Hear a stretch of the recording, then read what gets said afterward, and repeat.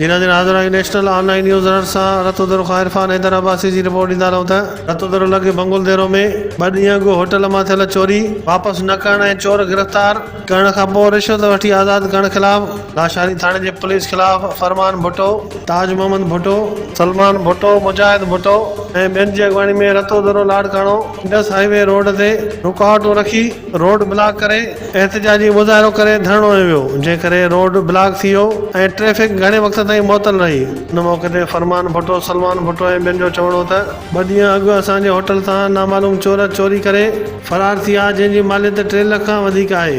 हुननि चयो त असां पहिरीं कुता घुराए चोरनि जा पेरा खणाया जेकी बंगुल देरो बाईपास रोड ते होटल ते लॻा। हुननि इल्ज़ाम हणंदे चयो त लाशारी थाणे जे SHO 2 जवाबदारनि खे गिरफ़्तार कयो, जिन खां रिश्वत वठण बाद खेसि आज़ादु कयो वियो।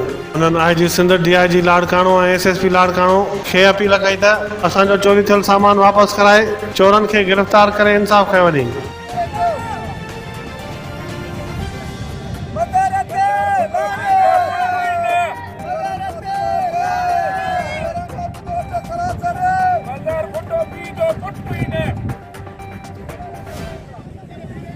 मुल्क जो